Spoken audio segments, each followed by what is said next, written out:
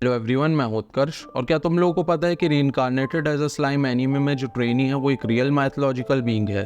Trainee का mythological नाम dried है और ड्रायड्स के बारे में ग्रीक मैथोलॉजी में बताया है। मैथोलॉजी में ड्रायड्स को फॉरेस्ट का स्पिरिट बताया है और ये भी कि वो एंशिएंट ट्रीज ऑफ फॉरेस्ट से कनेक्टेड रहते हैं। ड्रायड्स को फॉरेस्ट का गार्डियंस भी कहते हैं।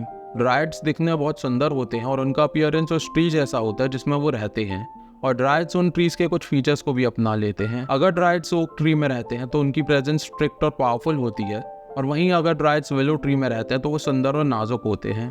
एनीमे में ट्रेनी के पास पावर्स होती हैं, वैसे ही रियल मैथोलॉजी में भी ड्रायड्स के पास कुछ पावर्स होती हैं। क्योंकि ड्रायड्स नेचर के स्पिरिट्स होते हैं, इसलिए वो प्लांट्स और एनिमल्स के बारे में बहुत नॉलेजेबल होते हैं और वो उनकी बातों को समझ पाते हैं।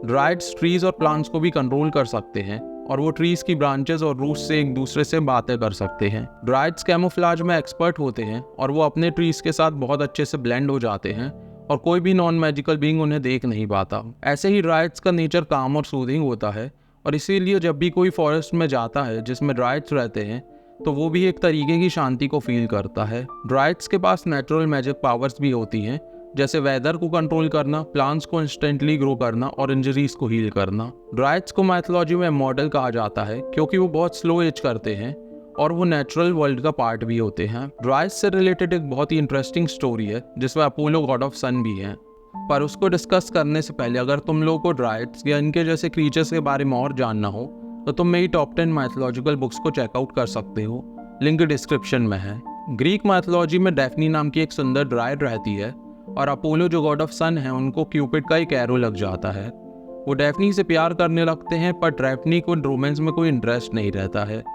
और वो अकेले ही रहना चाहती है, लेकिन अपोलो को ये बात समझ नहीं आती और वो डेफनी के पीछे पड़ जाते हैं।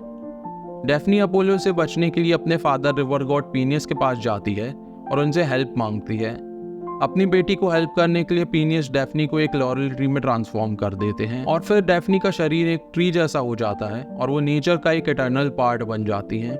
जब अपोलो देखते हैं कि डेफनी एक ट्री में ट्रांसफॉर्म हो गई हैं तो उनको एक बहुत दुख और रिग्रेट होता है, और इसीलिए अपोलो एक ओथ लेते हैं कि वो लॉरल ट्री को अपना सिंबल बनाएंगे और उसको ऑनर करेंगे।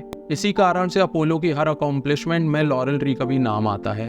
डेफनी के ऑनर में अपोलो लॉरल ट्री की ब्रांचेस से एक क्राउन बनाते हैं और ये क्राउन विक्ट्री और अचीवमेंट का एक सिंबल बन जाता है एंशिएंट ग्रीस में। ड्रायड्स और ऐसे क्रीचर्स जो एनीमे या मूवीज में फीचर होते हैं वो अक्सर रियल मैथोलॉजी और फोकलोर से इंस्पायर्ड होते हैं, और इन सब क्रीचर्स के बारे में और जानने के लिए चैनल को सब्सक्राइब करें।